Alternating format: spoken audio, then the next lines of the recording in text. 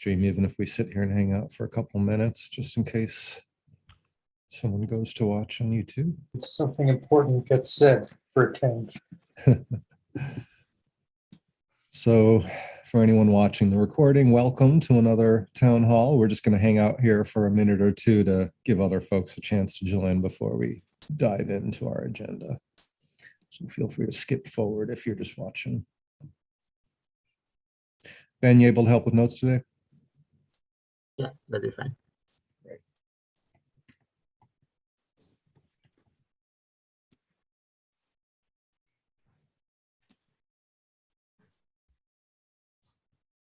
I suppose actually we might as well go ahead and start in on action items, and that'll give people a chance to get in, since I think we have everyone here for action items. So John, the first one is for you to arrange a meeting with Eric, which of course you did and we had.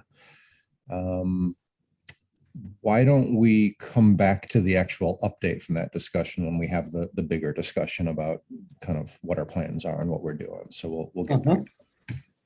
Ben asked Deloitte about our matching needs, which he did, and we have a meeting with them right after this meeting, which anyone is welcome and encouraged to join. Of those who are here, you're all relevant. If you're around, feel free to join us. So that'll be immediately following this meeting with Ed and maybe others from his team. But he seemed interested, so that's good. Ben, see if we can arrange a presentation by, now, I've always wondered, am I saying this right? Does he just go by Jack? I Or think is so. it okay? So I just want to make sure I'm pronouncing his name right. See if we can arrange a presentation. And one of the posts that we're going to look at this week is another video that he shared. I really want to get him in here for a presentation. He is doing some amazing work. It just blew me away. So I would really love to have him present to us if we can make that happen. I did comment on one of his posts. I don't see a response yet, but Okay. I can just send him a direct message. Yeah, obviously no Oh, rush. you know what? Actually, he did send me a message. Yep. He says he'd love to talk about the Kwawu at the town hall. So there we go. Fantastic. Where is he based? I Colorado. think Colorado. Colorado? Yeah. Okay, so the time should be okay. Great. Well, just pick a week. You know how it works, Ben. Just let me know when is good for him, if you can coordinate something, and I'll just put it on our list of upcoming presentations, which we already have one. So that's, be aware we have one for the 22nd. So you'll want to avoid that week. Great. And I think what I'll try to do is get him to come into the town hall meeting to give kind of an overview of some aspects of his design. I know he's got, he's got the wrist, he's got the elbow joint, he's got all these different parts that he's been developing. Maybe during the town hall we can decide, or I can ask him if he'd be interested in doing a focus follow-up workshop, and you can decide in that town hall sort of what would be the most exciting or sort of current thing for him to focus on for that, if he's interested, because that would be a full hour that he could focus on kind of breaking down his process and the device and maybe even some of the printing. Sounds great. Yeah, very cool work. Well, I'll show you a short video that he posted this week here in a couple minutes. I had a task to write up a Lumio discussion thread, including a pay amount for the matching platform analysis, but I'm holding off on that until after we have our discussion with our friends at Deloitte to see where that leads. And if that doesn't pan out, then I will write something up, and we'd have to talk about, I don't think we ever came to an agreement on what sort of a dollar amount we'd put on this. So let's kind of revisit this after we have today's call with Deloitte. Then speak with Kyle about potential FlashForge partnership. Any updates there? We did meet with Kyle. John and I chatted with him, and we had some ideas about moving forward with, really, it's sort of focused on Creality, but there was something else. What was it, John? We had talked about FlashForge. Well, the other dimension is that the Dominican Republic seemed like a ripe opportunity. So he was going to, was it DR? He was going to discuss that with Creality. But with FlashForge, it would be worthwhile to send a message back to them But I think Right, well, I that's, think our notion was see whether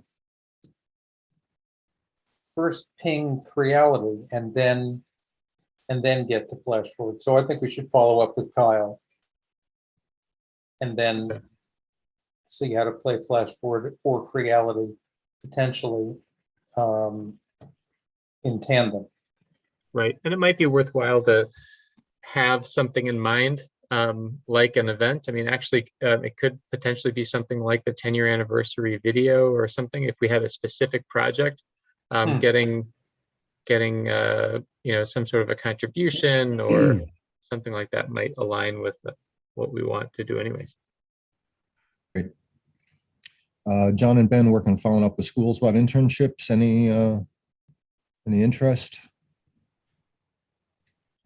Well, we did bring it up with Eric, and that was something that I think came up with Jeff Powell too. So I think some of the next steps for kind of coordinating a U.S. University high school network could help to inform some of that, but nothing specific. And we would be hoping to establish an internship for the summer. Is that what people are thinking?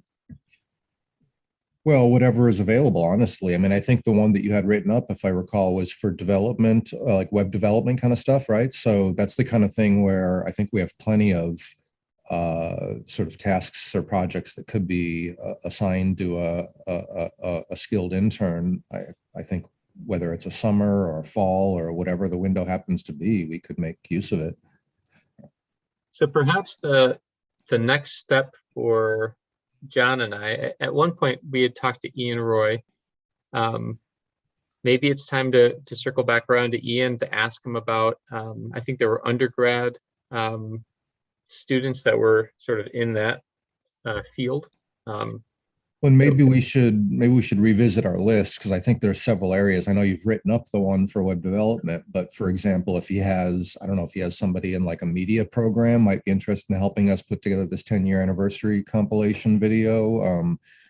I don't know. There's other things on the list that interns might be a good fit for. So maybe it's something that we could approach as a, you know, a bigger discussion. Hey, we have these multiple needs. If you have anyone that fits any of these. Right. All right. John, why don't I reach out to Ian and we can have that list handy and see if he has any ideas. And now I know some of the areas are going to be probably different schools and different people at Brandeis to work with, but right. I think that's a good idea. I think this larger discussion about future leadership and the university focus would be relevant to Ian also.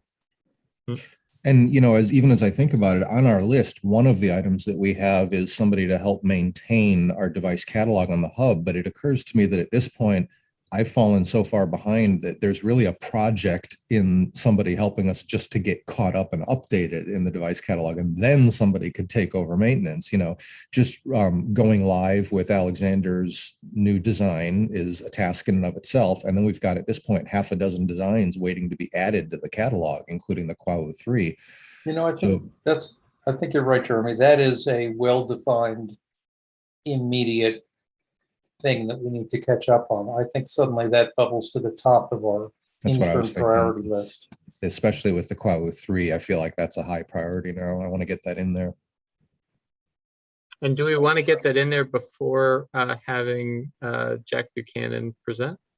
Ideally, absolutely. I don't know if we'll pull it off, but I'm thinking about the sequential, you know, I'd have to either put it in using the old design template, or I'd have to first figure out how to go live with the new design and then get it in there under the new design. Yeah, I'm not quite sure how I can get that done. It depends on when the meeting is. Let's see. Well, we could do the 29th of April. I mean, next week would probably be short notice for you to try to catch up on that stuff. So yeah. we could also try to see if we could make a post in the hub and see if you could get some help with it, if that would be worthwhile. Or I could spend a little bit of time. That would be very helpful. Yes. Yeah, let's see what we can do. Let's certainly we can try, and we'll do our best. We'll prioritize the Quawo 3. That'll be the first one that we work on. Maybe try putting that in using the new design and the import template that they have for that. I've actually never used that, so I'll need a refresher, but let's give it a shot. Great. Okay, so that's our action items. We do, as I mentioned, we have one upcoming special presentation on the schedule for the 22nd. We're going to have Saif presenting the paper that they recently published, Understanding the Care Ecosystems of 3D Printed Assistive Devices, sort of a summation of the research work that they've been doing. And that includes others besides Saif, of course, but she'll be giving the presentation. And hopefully we'll have another guest presentation on the schedule soon from Jack Buchanan. Looking forward to that. So we've got our metrics here. A couple of things that stood out. We have a couple of new chapters, which put us over the 200 mark on our active chapter number. Otherwise, things are pretty consistent in terms of activities. Our e-NABLE fund remains where it has been at a fairly high watermark, and hopefully we can put that to good use in the months to come. Okay, so from the hub, a couple of interesting posts this week. We've got one from Martina, who's with Filament PM. They're a producer of filament in the Czech Republic, and they are seeking volunteers to help test their skin tone filaments. I had some communications with her. I believe that they are doing PLA filaments, so not the best fit in all circumstances, but for wherever temperature isn't a concern. That's the direction they took. So they have 7 skin tones that they identified and are producing in those filaments. And they're looking for volunteers to help test those to make some devices. Okay, and then we have Jack Buchanan, who we've been talking about. He shared a new video, which I would like to share here because it's short and blew me away. So I'm just going to play this. It's a little over 2.5 minutes, if you don't mind. I want to show the latch real quick on the new Quawo 3. With it open, the latch here, this mechanism open, the elbow bends and opens and closes, and the hand, you can see, opens and closes with it. And then if I close the latch, then it ratchets down. And then the elbow moves without the, and the hand stays closed, right, grasping something. Right? And so let me show you really quickly how that works. I'm going to open it up. I can release and open it that way. If I take the elbow bolt out, right? So there's the latch mechanism. You can see the teeth in there. And one thing that's different is this tensioner is this little square thing, right? So if I pull this off, it's kind of hard to see, but the string is just wrapped around this thing. So I can unwrap it or wrap it a few more times by spinning that little square and then putting it back in here. And then inside the latch here, let me open that up real quick. It uses that number 4 sheet metal screw to hold it down. And if I look inside, there's this little latch piece here, right? That's a single print piece that kind of bends back and forth to create the ratchet. The only unique thing is this 2mm rod. I printed this as part of the piece, and it would just always break, particularly when you made a really small one, like this child size. It just didn't last. I mean, it would work for a while, and then it would break. And so I just broke down and used this 2mm rod. You can buy these on Amazon. They're like a 2mm axle, and then cut a piece off. Your average wire coat hanger is always 2mm in diameter. So you do need a little piece of 2mm wire to sort of be the pivot point for that rotation. So you can see how it goes in and out. And if I put this piece back on, you can see how that ratchets. Right, the teeth holds in place. And then when I let go, the teeth let it go. This is an adult size arm, so I use that because it's really easy to see the parts. This is a child size arm, and it has the same mechanism built in there, right? I'll assemble this as part of the assembly video. But it works exactly the same and works on all the various sizes. So I'm really happy with that latch. It's a lot easier to make, a lot easier to function than the previous latch on the Quawo 2. Thanks. Pretty incredible, huh? It's such a fun combination of mild-mannered, modest description and spectacular design and execution. I mean, that is some of the finest engineering I've seen in a while. That is really is impressive. Elegant design. So I definitely want to get this one in the catalog and get some experience with it myself. That looks fantastic. Okay, so that's one post I wanted to highlight. And then we have one from John Gundy, a question about sample sizing photos. So he was looking for sample sizing photos that they could use in their classroom to practice the virtual fitting process in Fusion 360. And MASV was kind enough to point out that, yes, we actually have a badge for e-NABLE device sizing, and that badge includes several test cases that you can download right here. And so he pointed them to those sizing photos, which we already have. And I think those are the only ones I captured this week. So I don't know, does anybody, I don't know, I don't think any of these really have a lot to discuss. Anybody have any comments or questions? Just wanted to call those out. Okay, so on we go. Summary of recurring meetings. Our next one coming up is going to be this Monday, the chapter leaders meeting. Ben, you want to share any highlights with us? I'll pull up the summary here. Sure. It's the chapter leader is John, so he could give you a little bit more insight, but it's something that we have every month. The chapter leaders come together. Usually we have a guest presenter, but this month we have more of a theme, and we've contacted all the European chapters and gotten a lot of feedback. So John, if you want to talk a little bit about that. I just raised the question that you can see there.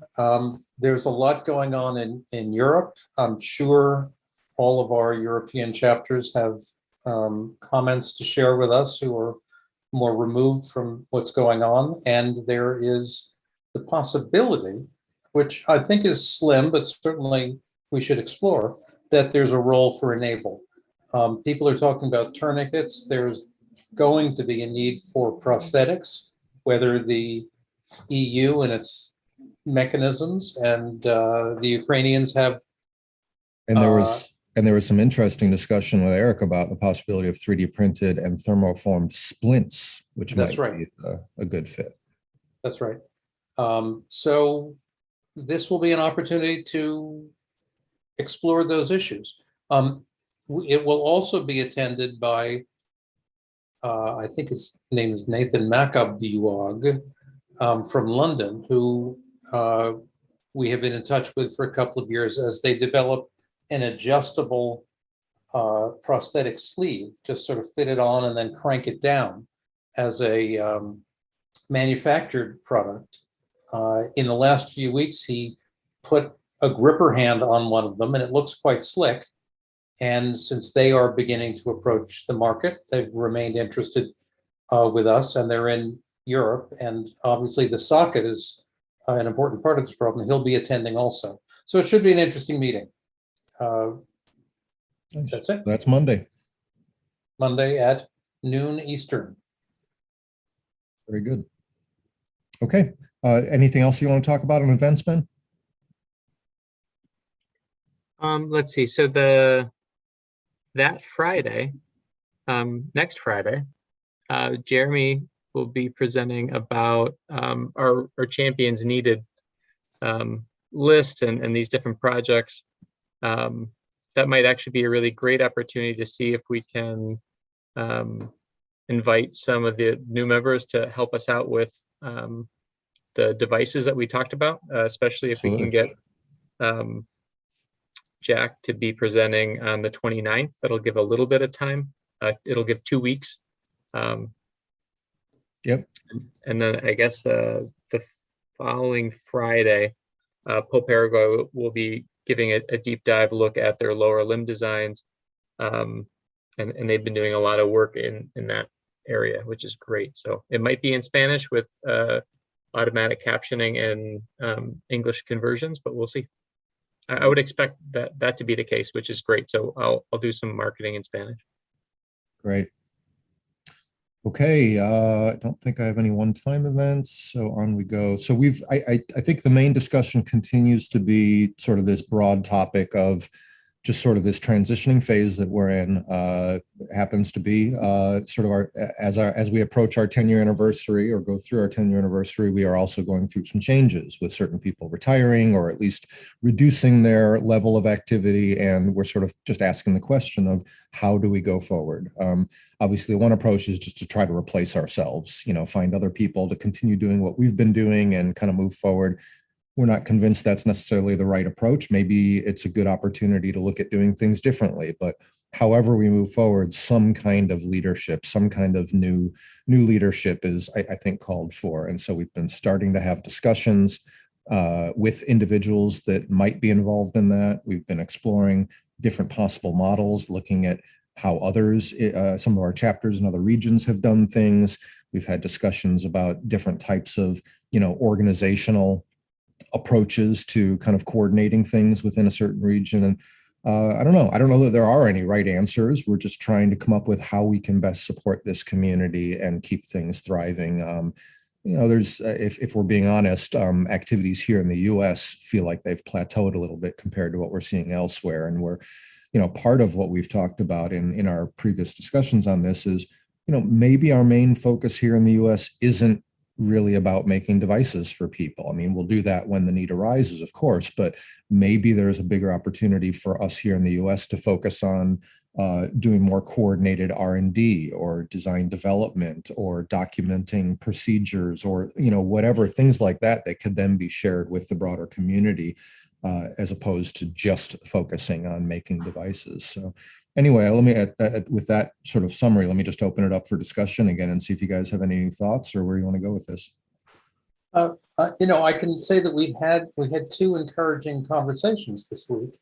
One with Eric Bubar and one with Jeff Powell, who gave a dynamite presentation to, I think it was the education group last week. I really recommend it.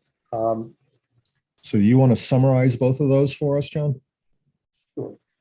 So Jeff Jeff started, I think, when he was in high school or an undergraduate with e-NABLE. He's now a third-year medical student specializing in ophthalmology, I think.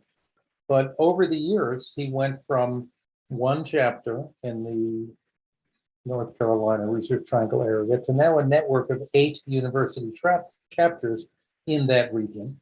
They've created a not-for-profit called the Helping Hands Foundation.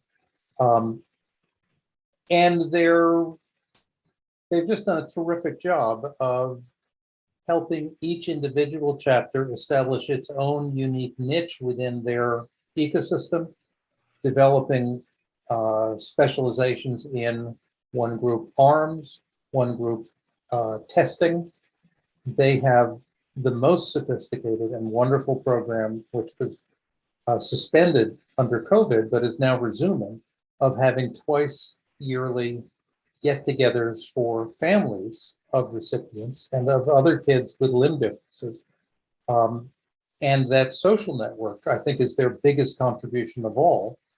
They have provided devices, but they have really thought through and done a good job of recognizing that they're in a really interesting position to give many of these kids their first opportunity to meet other kids like them and to also compare notes on devices and on parental issues, and the parents get to compare notes with them and so on. This is something that would be of benefit all throughout the e-NABLE network, but they've done a great job doing it. And they've done it in a more sophisticated organizational manner than we have done across the e-NABLE US network. Now they're doing it within a geographical region, and they have a mix of mostly face-to-face meetings, but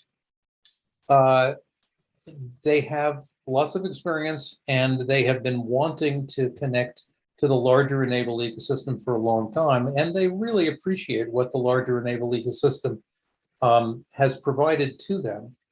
And so after that meeting, Jeff followed up and said, we do have an executive director, which is a part-time position, and he wondered whether we would explore the possibility of funding that person for some more hours in order to expand the scope of what they're doing. And I think that's exactly the kind of thing we want to explore. So I said, absolutely, we're interested in discussing that. And that conversation will continue. I think there's an even bigger discussion to be had there, because just listening to your description, it sounds like they have a lot of what could benefit us if it was applied more broadly to the kind of the whole US area. And it might be more than just, I don't know if we want to think of it as just funding more hours for a person. Maybe there's a way of looking at his organization. If there's already an organization in place, Helping Hands, well, the e-NABLE fund could support that organization and their expansion. If they choose to allocate some of those funds to giving some guy more hours, great, that's up to them. But I'd suggest that we think about supporting their organization financially so that they can figure out how to achieve that expansion that would help us. I agree with that. I said to them, and I said to Eric, that I think the real question, besides these tactical issues, is Jeff and his crew clearly have a clear and mature vision for how to do what they have done. And I think adding a clear and mature vision to our own clear and mature, but now well worked out vision will be very helpful. And the part it's really a question of leadership. The part you described about how they work with chapters to help each one find kind of an area of specialty and focus, to me, that's something that's not just an educational thing, right? That would help any of our chapters in the U.S. I think that's so. It's the way they're doing things sound like it would be relevant in supporting our overall what we're calling e-NABLE US, as opposed to just the educational sort of sector that I think we were talking about. I'd love to see that pursued. Then we had a nice conversation with Eric, Eric Bubar, Marymount University, now chair of a new biomedical engineering program. Remember, Eric's PhD is in astronomy and astrophysics. So his entire career trajectory has been very much shaped by his work with e-NABLE over time. It's and good to see he's come down to earth. That's right. That's right.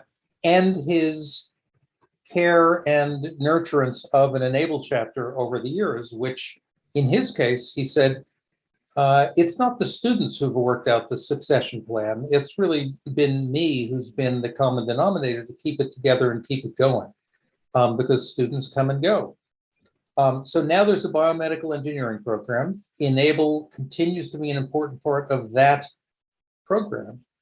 And he has a particular vision for materials and utility testing as a research focus for the biomedical and for e-NABLE chapters in general. And so he also, I think, is open to the idea of thinking how in his very busy world, he might be able to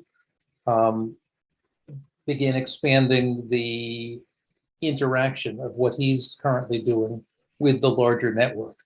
So I put them in touch with each other, as well as with SAFE, who's done a really nice comparative study of e-NABLE chapters around the world. And that conversation continues. But SAFE and Eric and Jeff are all of a certain age. I would say they're all in their 30s now. They've been with e-NABLE for quite some time. They are all associated with academic institutions and have linkages between their academic histories and their academic associates and e-NABLE.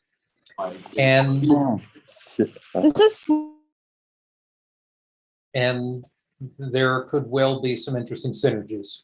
So the conversation continues, and I'm encouraged. I think it's very exciting that that there are a number of people who are clearly very capable organizers of successful and well-established e-NABLE groups who've been good on follow-through, who are open to the idea of sharing what they've learned and sharing their newer vision with the larger e-NABLE community. So that's an ongoing discussion. That's the update, and we'll see how it develops. Sounds great. There's something to add to this. I added some links in the notes, including the March e-NABLE education meeting, which has Eric Bubar described his program and the updates. And Lindsay Wells was also in that presentation, and she might be a really important part of this educational network looking at K through 12. So they had a really great synergy in the meeting and talked about sort of the process of students that are active in high school with the e-NABLE projects looking at college. And Eric was basically saying, hey, we can set it up so they don't even have to go through the traditional application process. We can just get them right into this program, which is great. So thinking about this network, I do think keeping high schools in mind will be really important, because about half of the educational chapters are high schools. That's a good point. And of course, if you're recruiting undergraduates to your college, being in touch with high school students who are involved in e-NABLE could be a synergy. I don't think I'm quite ready to throw the trigger on this, but I suspect that a dedicated session that involved all the people we've just mentioned, possibly including Ian Roy, having to do with the future of e-NABLE, but bringing those people together for a retrospective and a prospective discussion would be a helpful way of advancing the conversation. I'm being very careful as I invite these people to consider this, that we're all familiar with the problem of getting overextended, taking on too much. I can speak for myself, getting in trouble with one's parent institution if things aren't sort of coordinated and brought into sync. So one needs to be very conscious of their constraints, and the trick is to find a situation which will enhance them in their professional roles and benefit the e-NABLE community. So this has to be a gradual process, but I think we're working it through. I'm linking in the student chapter networking event in the notes. And just as a reminder and a nod to Kevin and Allie, that really was a really successful event, and we did a great job of documenting it. So as we're returning to some of these conversations, I don't know if you want to open that up really quick, Jeremy, but sorry, open what, Ben? I was dealing with a Zoom bomber. Oh, no problem. Student chapter networking event. Okay. We did a really good job of documenting it, and you can see on the side that there's it's all numbered out, all the different presentations, descriptions, videos, recordings, including Eric, including Lindsay, including Ian. So this really is a great culmination of a lot of different perspectives, and could be a guide for us. That's true. So, Ben, in the email that I sent to you and to Safe and to Jeff and to Eric, I included a number of links, but not this. I think it would be worth creating maybe a space or some document that we keep adding to that sort of are these big picture compilations of the current state of e-NABLE. I think it's clear we're going through our 10-year retrospective and prospective, and we do have a number of interesting resources that reflect 10 years of activity, the current state of affairs, and a number of interesting possibilities going forward. And you're right, that one is a really good one. I just want to say real quick, Andrew and or Ward, if either of you guys need to be unmuted, just shoot me a text. I have unmute disabled right now due to our Zoom bomber, so just let me know. How do people Zoom bomb? Well, this started because, remember, we went public with these videos, so now they are public on YouTube, and I think that what I had is I probably had the Zoom link in the video description, which I will not do anymore. There we go. It'll be on the hub, but I will not put it in the YouTube description. I think that's where they're getting to it. Anyway, sorry for the interruption, folks. At least Dixie did. Yeah. It's good to know that our public releases get some attention. Yeah, somebody's seeing them. Okay, so lots of good discussions. Next steps. Do we have a clear sort of path forward here? as far So as, as I say, I think we have an ongoing conversation going with the people we've just mentioned. I Okay. think give them a week Yep. to either compare notes with each other or fail to compare notes with each other, and then ping them in order to see what is emerging from the conversations, and then possibly today's idea, think about organizing this roundtable discussion sounds like a good plan. with these potential new leaders. On a parallel note, Bob and I did meet this week with Rick Williams, who is taking over the help desk as well as badge requests. It wasn't clear to me, Bob, did you talk with him about also taking over the chapter stuff? No, I had not. I didn't want to scare him Okay. away. Good. I didn't assume that for right now. I just put his name down for help desk Right. and badging, and we'll start there. We still need to do that, but I'm holding on to it. That's a good For the idea. time being, I didn't want to overload him. Absolutely. But he's started. We got him a login to our help desk, and he started to respond to tickets, and we got him trained on the badging stuff. So he's up and running. There will be questions. We will be available. Well, I've already answered offline. I've interacted with him a fair amount. Sure. The problem is I still can't get into the desk. He still Oh, has you can't? No, Okay. he never released the two-factor authentication. Okay, I might have to try to help with that. It looked to me like he sent a screenshot and it looked like it was disabled. Oh, really? Okay, I'll try again. As of last night, I was not getting in, but I'll try it again today. Yeah, I don't know if I can. Well, let me try. Like I said, maybe might just be a matter of getting on the phone with him in real time. Right. Well, I sent him a private email asking him. So. All right. Anyway, so that's, some progress, at least have some help in the works on the help desk and badging.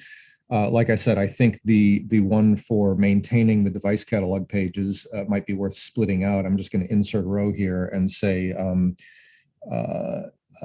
go live with new design for e-NABLE device catalog and add missing designs. And that's a project that I would say is about medium size. So that's one that I'd like to focus on getting filled as soon as possible. Okay. Honestly, folks, I don't want to really muddy the waters. I feel like this is the most important thing for us to focus on right now. And I'm certainly in favor of giving some time for these conversations to pan out. So I don't feel the need to move on to any other agenda items today. Does anyone else have anything that you'd like to talk about? Let me just make a comment since I am here. Yeah. And I wrote up some thoughts and observations to document everything. And in my experience of e-NABLE, I think we do a tremendous number of things well. But I think the sum and substance of what I'm trying to communicate is that a major piece of our mission, I feel, is not working. Part of the model doesn't work, and that is the individual volunteer. And of course, generalizations are always difficult, but large chapters work well, perhaps small chapters work well. I think our educational mission is good. I think R&D is progressing, but the individual volunteer like me who decides at some point to buy a 3D printer, learn about 3D printing, and then has the expectation that I'm going to go ahead and make prosthetics for people, and it's going to work and be the end all be all, and it's going to change their life.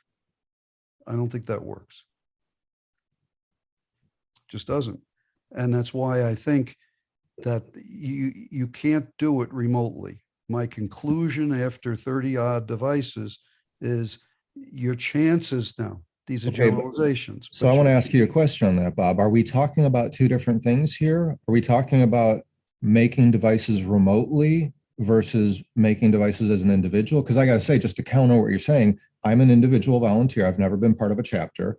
But one of my earliest experiences was making a device for a gentleman in my local community, Jose Delgado, which I went on to make 6 devices for him over a period of 7 years or so. My apologies.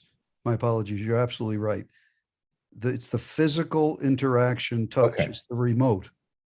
If an That makes sense. individual can work with somebody individually in a community, yes. Okay. But the idea that I can remotely take measurements, go Make a ahead and device, fabricate it, ship it. donate it, fit it Yeah. via FaceTime, I think the chances are significantly less. Yeah, I would agree with that. That's the corpus of. Well, I think of And it Bob, like have you had, sorry. I just want to Go. point out, I think of it in terms of like a spectrum of possibilities of how we do this. At one end of the spectrum, you have an individual making a device remotely, shipping it and hoping that it's going to work.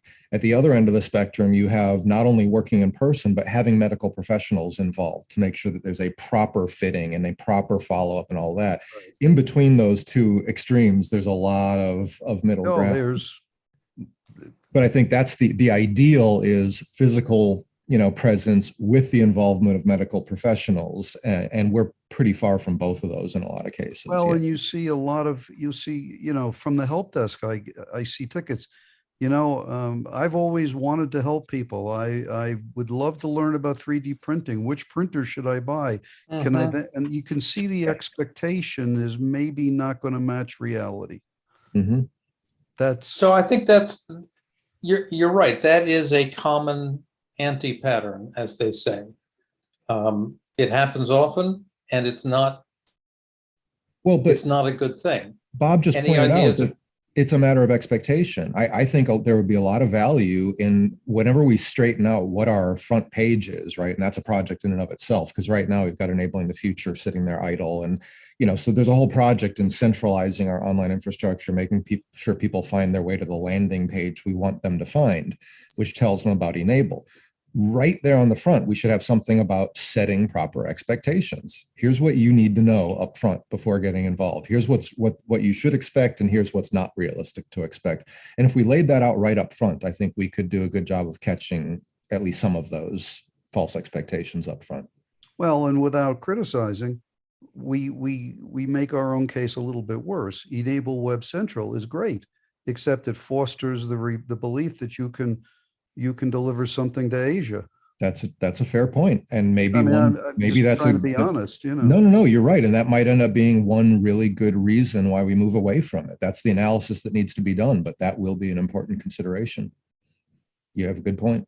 To the extent we can localize and make physical the volunteer recipient interaction, the higher, the greater the chance of success. Well, and that's certainly one strong selling point. I don't want to preempt our analysis, but that's a strong selling point for the platform that e-NABLE France put together, because it's entirely based upon manual matching by a human being, and it's based on proximity. The very first recommendation is whoever's closest, and you can choose from there based on skills, but it's based around proximity, which maybe is a good place to start. And we've seen from the number of people who can't even expend the energy or don't know how to even create a case for themselves. Right. They have to be pulled in and walk through handheld every step of the way, and it can't even be done virtually. Yeah. Got to be physical. Oh, you make Bob, fair have points. you had any direct recipient interactions? I have, in a very limited way, John. In these 30 devices, 30 plus, in each case, I follow up by email. I followed up by phone a number of times for the ones that are closer. But I have handled a large number of international ones and paid the fee to ship the device. Rarely do you get a response. I did have a response early. I'm sorry. That was my question. I'm wondering if you've had any in-person interactions with any of your recipients. No. Zero. No. And I have, I've given talks locally and through my church and everything else. People know what I do around town, and nobody has said, hey, I know somebody who has a limb difference. I'm sure they exist, but.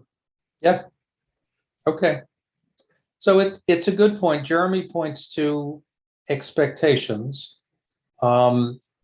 You point to the importance of local. I'll point out that another half of local would be if you will, the outreach and marketing to the community that might have need. But you're right. It's currently an unintentional bait and switch for a lot of would-be volunteers. I appreciate your calling it out, and your document has already proven really very helpful. So, it's much appreciated. Andrew wants to say something. And you can unmute now, Andrew. Thank you. This isn't 100% related, but I think it falls in the same pool with talking about single volunteers. And especially, this came to mind when the question was asked, how many of your recipients, Bob, have you gotten to actually spend time with and like get to know in person? And with the answer being 0, it makes me think of a book called Give and Take. It's a lot about sociology of altruism and just having a giving attitude. One of the things that they looked at was, what are some of the most effective ways to motivate and engage people who naturally have that kind of giving desire and instinct?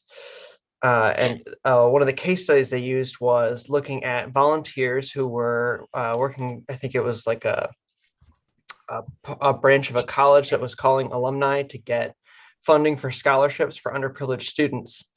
And they tested out a couple different approaches for motivating those people making those calls and seeing what was going to result in the best outcomes in the organization. And what they found was... Excuse me for the interruption, Andrew, but is that Give and Take by Ellie Schwartz or by Adam Grant? Adam Grant. Got it. Thank you. Super good book. I really enjoyed it. One of the things they tested was, which is more important, and I'm not going to get their experiments exactly right, but was giving students like numbers of people that were helped, giving them, aggregate statistics and trying to paint a picture of like, here's how you guys financially fit into this scholarship program. And then one of their other approaches was, let's just bring in somebody whose life was really changed by this and have them give a talk to our volunteers who are placing these calls and see which group ends up being able to raise more money for the organization and just has a greater degree of engagement. And it was an absolute blowout. The people who got to see the impact firsthand of their efforts were so much more engaged, and surveys afterwards talked about how they felt so much more. I don't want to misquote the study, but they just felt like they did more and they had a lot more impact.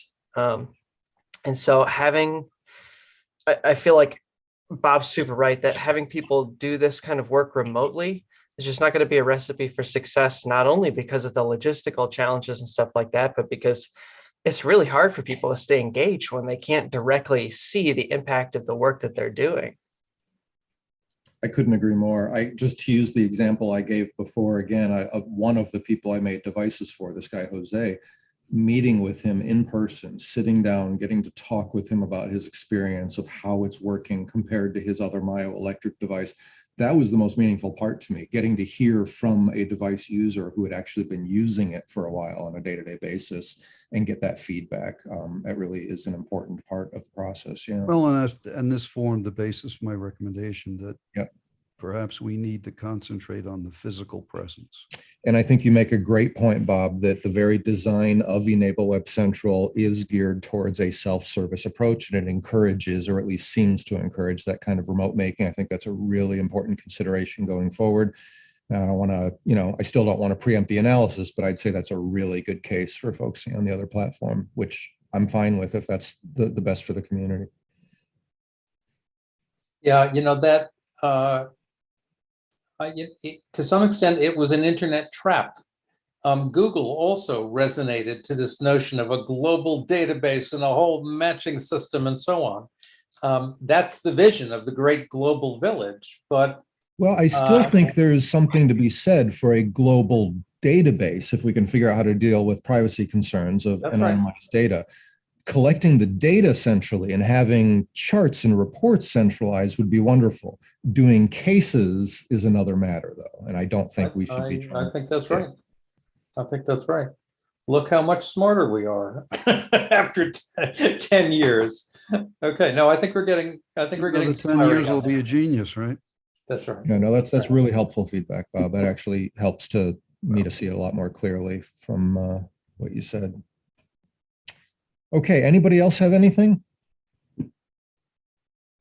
Okay, I think it's, oh, go ahead, I've Ben. got one last thing I can mention.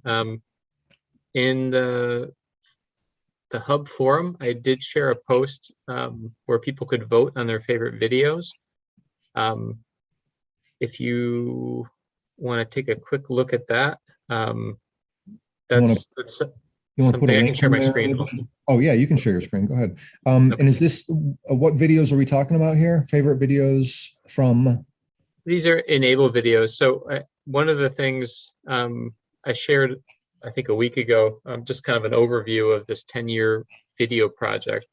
John and I were talking about trying to get some more people to contribute. So we posted the YouTube IO, Shay and Frankie. And then I asked people if they wanted to include anything else, they could comment. So we got a couple comments from Robbie O'Connor. I'll add those videos. I added one already. And we can have people voting on their favorite videos. I'm glad you brought this up because I meant to have this on the agenda, but I think the fact that you've posted about this a couple of times is great. I think for this kind of thing, it's going to be a matter of repeat again and again and again posting. And this is going to have to be kind of a theme in the coming months. We're going to have to, I think, post about this and keep it in front of people and continue to post fairly often. It's not the kind of thing we want to just put one or two posts and then just, wait for people to submit videos. We're going to need to keep reminding them.